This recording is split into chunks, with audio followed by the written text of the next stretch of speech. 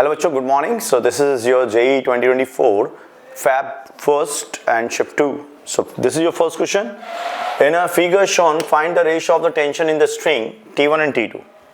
तो बच्चों क्या बताया था, T जो होता है that is your net pulling force when a body is at rest. Net pulling force. तो कितना टेंशन हो जाएगा बच्चों, कितना पुलिंग फोर्स होगा, यहाँ देखेंगे तो क्या हुआ mg, यानी कि T2 तो हो गया आपका mg 1g और T1 कितना हो जाएगा 1 + 3 4g. तो T1 अपॉन T2 पूछना है हमें, तो ये हो जाएगा आपका 4. So right answer is 4. Find the ratio of T1 and T2 of time periods of the two pendulums. तो टाइम पीरियड क्या होता है बच्चों, 2π√L/g. ठीक है, तो T1 upon T2 is equal to what, दोनों का सेम लेंथ है तो 1:1. So right answer is first. Question number 3. A solid phase rolling purely with the speed of v and a horizontal surface, it rolls up inclined surface, stops at height h. Then height h is.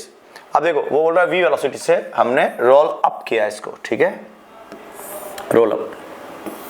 तो अगर roll up किया है बच्चों और ये h height पे जाके रुक जाता है,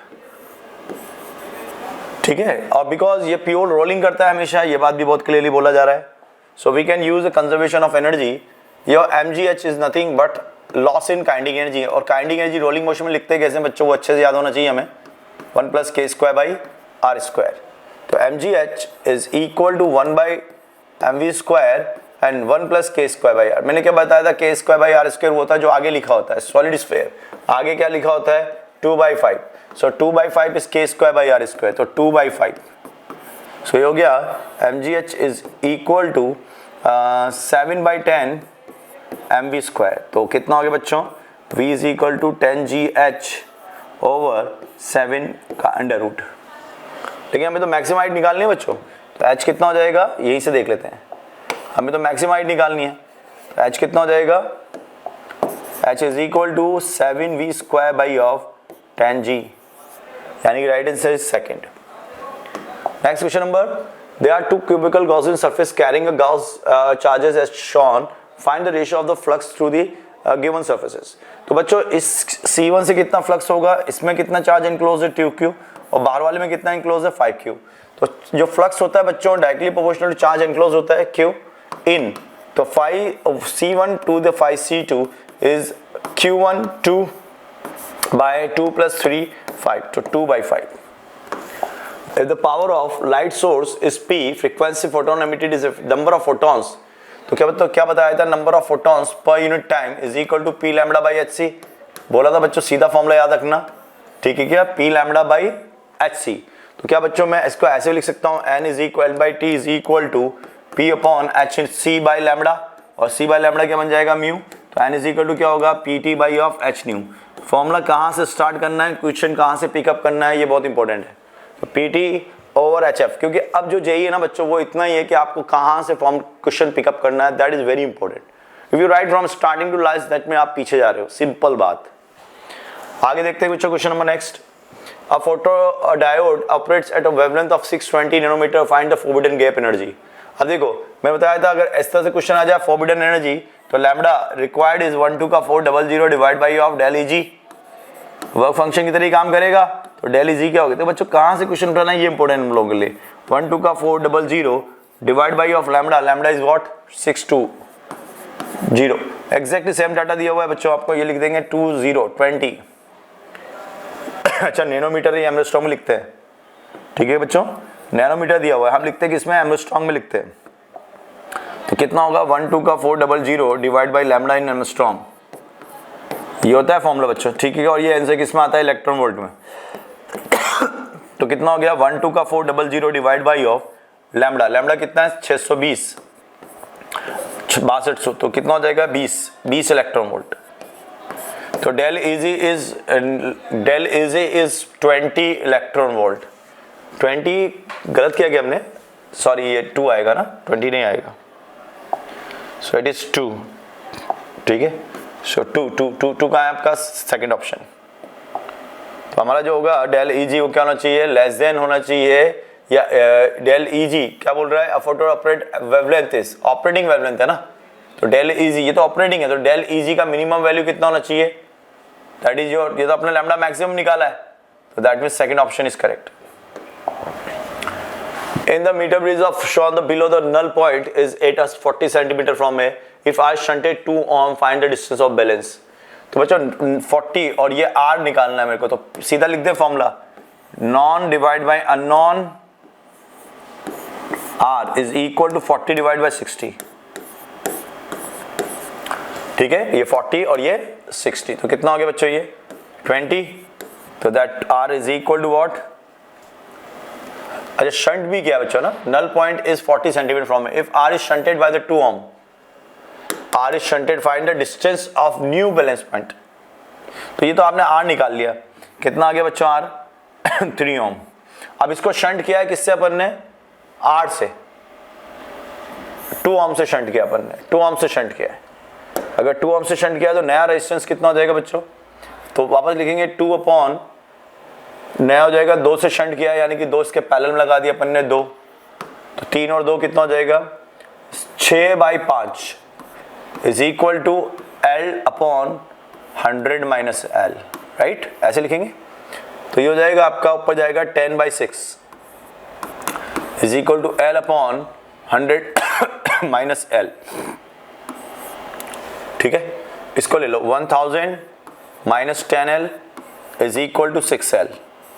16L इज इक्वल टू 1000, तो L इज इक्वल टू कितना हो गया बच्चों 1000 ओवर, यानी कि ये हो गया आपका 500, 4 से कट करता हूँ मैं 4 बार जाएगा, ये 25 बार जाएगा, 4 2500, 250/4, तो कितना हो गया 62.5.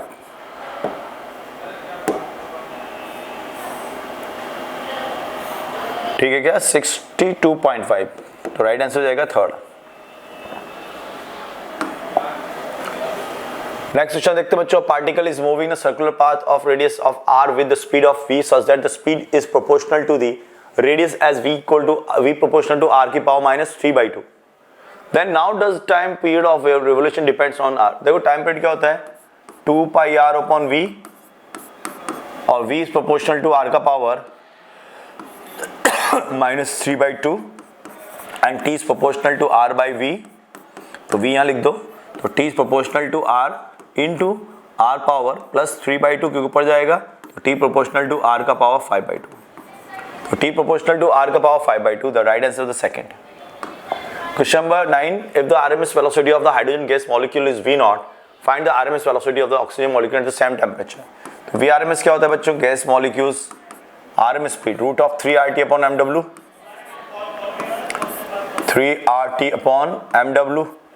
तो ये हो जाएगा आपका VRMS is directly proportional to what, mw, inversely proportional to root of the mw, right. तो VRMS2 over VRMS, किसका लिए लिख रहा है, ऑक्सीजन मॉलिक्यूल्स और हाइड्रोजन को दे रखा है, तो ये ऑक्सीजन लिख देता हूँ और VRMS ऑफ हाइड्रोजन लिख देता हूँ नीचे. ठीक है, that is equal to what, mw of hydrogen and divide by of mw of oxygen. ठीक है, तो ये हो गया 2/32, तो 1/16, 1/4, तो दैट मीन्स 1/4, V0/4. तो VRMS of oxygen is equal to what, VRMS oxygen is equal to what, V hydrogen यानी कि V0/4. ये राइट आंसर हो जाएगा इसका थर्ड. क्वेश्चन में 10 देखो, in the circuit find the electric current drawn from the battery. तो बच्चों आप देखो ये व्हीटस्टोन ब्रिज है, balance Wheatstone bridge, balanced WSTB Wheatstone bridge. अगर बैलेंस है तो इसको रिमूव कर देंगे, 10 और 5, 10 और 5 निकालना क्या है, करंट कितनी होगी 10, 5 और 15, 15, 15, 15/2 पैरेलल हो गया ना, करंट कितनी आ जाएगी बच्चों 10/15/2, यानी कि हो जाएगा आपका 20/15. 20/15 को कट करते हैं 5 से 4/3, तो 4/3 का करंट हो जाएगा बच्चों, सेकंड राइट आंसर हो जाएगा. क्वेश्चन नंबर 11 है, charge particle MQ stays in equilibrium in the electric field as shown, then value of Q is. देखो बच्चों QE कहाँ लगेगा, ऊपर की ओर, और mg कहाँ लगेगा नीचे की ओर.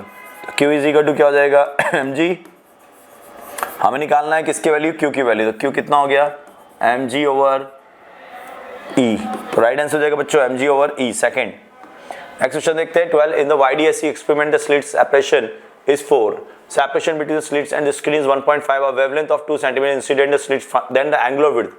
तो बच्चों angular width क्या होती है, YDSC है, तो angular width हो जाएगी बच्चों omega is equal to beta over capital D, और बीटा होता है lambda capital D upon small d divide by d, cancel out, तो ओमेगा कितना हो गया लैम्डा ओवर डी, और लैम्डा कितना है आपका यहाँ पर 6200, कितना दिया है 1.5 मीटर, लैम्डा कितना दिया है, वेवलेंथ इज 2 सेंटीमीटर, 2 × 10⁻², और स्मॉल डी कितना दिया है आपको स्लिट 4 सेंटीमीटर, 4 × 10⁻², तो ये चला जाएगा इससे, तो कितना बचा बच्चों 0.5 रेडियन, तो राइट आंसर फोर्थ हो जाएगा हमारा।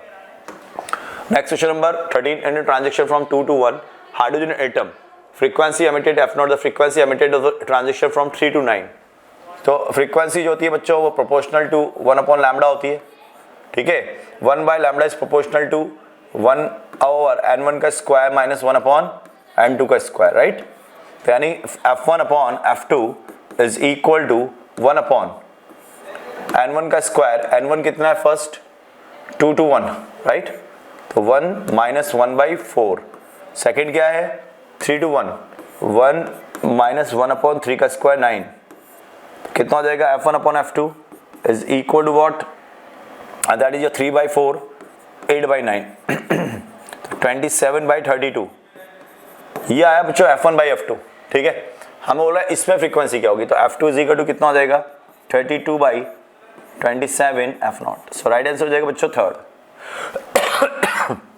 In the adiabatic constant of the gas is 1.4, the heat supplied to the gas during the process is, तो क्या हो जाएगा बच्चों, हम जानते हैं dW जो दिया है हमें कितना दिया है 200, और dW क्या हो जाएगा आपका PdV, और PdV को लिख सकता हूं मैं nRdt, राइट, यहां तक ठीक है, और dQ क्या लिख सकता हूं बच्चों nCpdt, क्योंकि कौन सा प्रोसेस है आइसोबेरिक, और Cp को क्या लिख सकता हूं Cp, that is equal to gamma upon, क्योंकि हम जानते हैं बच्चों जो Cp होता है वो Cv+1 होता है, और Cv होता है आपका f/2 r+1 r+r, और f/2 को लिख सकता हूं बच्चों में 1/γ-1 r+r, तो Cp को लिख सकता हूं बच्चों γ/γ-1 × r, तो यह लिखा जा सकता है γ/γ-1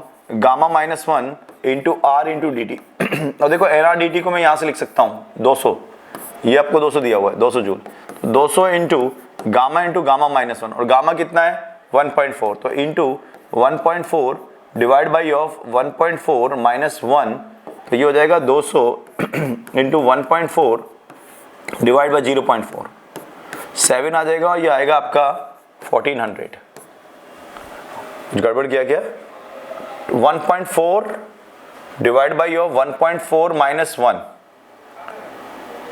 अच्छा ये गलत कर दिया ना, कैसे काट दिया, ये 2 से ये 2 बार जाएगा और फिर 7 बार जाएगा, तो 700 आएगा बच्चों ना, गलत काट दिया, 700 आएगा ये, सो राइट आंसर इज 700, तो कौन सा आंसर हो जाएगा बच्चों इसमें, so right answer 7, second is correct option. A wheat stone which is resistance PQ temperature depending if the temperature is increased by 0 to 25, then the deflection in the galvanometer becomes 0. What is the temperature coefficient of resistivity? अब देखो 0 से 25 जा रहा है, तो galvanometer deflection कितना हो रहा है 0, ठीक है, टेम्परेचर इंक्रीज्ड PQ कौन सा ब्रांच है ये, तो अगर आप देखो बच्चों बैलेंस कब होगा, जब 0.8 divide by R is equal to कितना हो जाए 1/3, तो R इज इक्वल टू कितना होना चाहिए 2.4 ओम, R का वैल्यू ये होना चाहिए बच्चों, तो RT is equal to R0 1 + αt लिख सकता हूं, ठीक है क्या, अब देखो ये RT कितना है आपका 2.4 इज इक्वल टू R0 कितना है 2, 1 + α कितना हो जाएगा निकालना है अपन को, और T कितना है 25, डेल टी है ना, T यानी डेल T, तो ये हो गया 0.4 is equal to 2 alpha into of 25, तो अल्फा हो गया आपका 0.4/50, तो ये हो गया बच्चों 50 यानी 0.04/5 .008 डिग्री सेल्सियस इनवर्स, यानी कि फर्स्ट ऑप्शन आपका सही हो जाएगा, ठीक है। तो right answer is the first. Next question देखते हैं। Two trains are moving along the parallel track along north south train A has 20 and north and train B has a velocity 30 towards south. Find the velocity of B with respect to A. देखो एक तो जा रही है north से south की ओर, ये हो गया आपका नॉर्थ, ये हो गया आपका साउथ। नॉर्थ से साउथ की ओर ट्रेन A जा रही है, और जो B जा रही है, अच्छा टूवर्ड्स नॉर्थ जा रही है ना, नॉर्थ साउथ जा रही है एंड टूवर्ड्स नॉर्थ जा रही है। तो इसका एरो ऊपर बना देता हूँ बच्चों में, इसका एरो में ऊपर बना देता हूँ, ऊपर जा रही है, ठीक है, ऐसे जा रही है। ये तो ए ट्रेन हो गई। और बी कैसे जा रही है? टूवर्ड्स साउथ जा रही है। और कितने जा रही है? ये जा रही है आपकी 20 से, वो जा रही है 30 से। तो रिलेटिव वेलोसिटी निकालना है। Find the velocity of B with respect to A. जिसके रिस्पेक्ट में जाते हैं उसका नेगेटिव करके सेकंड को देते हैं, यानी कि टोटल कितना हो गया इसका 30 + 20 50 साउथ की ओर। सो राइट आंसर इज बच्चों second. Question number 18 1000 drops of water combine to form a single drop. Find the energy released if the surface tension is S. तो 1000 ड्रॉप्स जो हैं बच्चों combined और form a, तो 4/3 पाई इंटू स्मॉल r, मैं मान लेता हूँ छोटी का r है और बड़ी ड्रॉप जो बनी है इसका उसका कैपिटल R है। तो कितना हो गया ये 1000 r³ is equal to capital R³, यानी कि capital R is equal to कितना हो गया 10 times of small r। Find the energy release if the surface tension is capital S. तो 1000 ड्रॉप्स ऑफ वाटर, तो सरफेस एरिया कितना हो गया, आई मीन सरफेस एनर्जी कितनी होगी initially 1000 into 4πr² into T. Surface energy क्या लिखते हो आप, एरिया इंटू टी, ये होता है सरफेस एनर्जी। यू बिग का क्या हो जाएगा 4π capital R² into T is equal to what, big वाला, ठीक है। अब सरफेस टेंशन हमें S दिया हुआ है, तो डिफरेंस निकाल लो डेल U, तो कितना हो जाएगा, रिलीज हुई है तो इनिशियल ज्यादा होगी फाइनल से, तभी रिलीज हुई होगी। तो 1000 into 4πr² into T, T S दिया हुआ है आपको minus 4π capital R² into S capital. अब स्मॉल r दिया हुआ है आपको रेडियस, तो कैपिटल R को रिप्लेस करना है, तो 1000 into 4πr² into S minus capital R 100 4πr² into S. तो बच्चों यहां से आ जाएगा 900 इंटू 4πr² इंटू एस, यानी कि 3600 हो जाएगा बच्चों ये। So right answer is second. Question number 19 which of the following is correct number of force? It is correct of for nuclear force. First, it is a long range force and it is independent of the charge. गलत बात बच्चों, ये short range force होता है और charge dependent होता है, sorry charge independent होता है। It is short range force and dependent of charge, wrong. It is short range force and independent of charge. The right answer of the question is third. Next, find the number of the significant digit in the value. देखो बच्चों सारी significant है, क्यों? क्योंकि significant क्या होती है ना, the zero between the before the number is also significant and 1 2 3 4, तो कितना हो जाएगा ये 4। A ball of mass 120 gram moving with the initial velocity 20 meter per second. Okay. It is stopped by an external force as 0.15 second. Find the value of F. तो F is equal to क्या होगा बच्चों, del P by del T, simple. तो del P कितना है आपका m into we, m कितना है 120 इंटू v कितना हो गया 25। ये लॉस ऑफ मोमेंटम हो गया क्योंकि फाइनल तो जीरो हो गया इसका, और कितने टाइम में हुआ है 0.15 सेकंड के अंदर। तो कितना हो गया 120 इंटू 25 ओवर 0.15, ऊपर जाएगा 100 लिखा जाएगा बच्चों, तो ये चला जाएगा 8 बार, तो ये हो गया। अच्छा ये वैल्यू जो है ग्राम में, इसका ध्यान रखें ना, तो 10⁻³ लिखूंगा यहाँ पर, तो ये 3 जीरो तो चली गई बच्चों यहाँ से, ठीक है। ये 0.8 हो गया, 8 25 200, तो सिंपल हो जाएगा 20। तो राइट आंसर हो जाएगा बच्चों इसका। अच्छा ये 0.15 भी था तो 100 ले लिया मैंने ऊपर ना, सब ठीक है, तो इसका आंसर है 20 न्यूटन। तो बच्चों ये था हमारा JEE 2024 complete session. We have completed all the 10 test your all the 10 sessions है ना, सारे जो 10 सेशन थे 5 मॉर्निंग 5 इवनिंग हम सारे कंप्लीट कर चुके हैं। सो आई थिंक आपका ये बहुत अच्छा सा पेपर गया होगा। फिर भी जिन बच्चों का कमज़ोर हुआ है, पेपर अच्छा नहीं गया, बच्चों अभी भी 2 महीने हमारे पास, 2 महीने में आप सारे फॉर्मूले अच्छे से लर्न कर लो और उसके बाद फिर उतर जाओ और अच्छे से सारे क्वेश्चन करके आओ, ठीक है। तो all the best for the next आपका जो आपका JEE पार्ट 2 आ रहा है, ठीक है। All the best.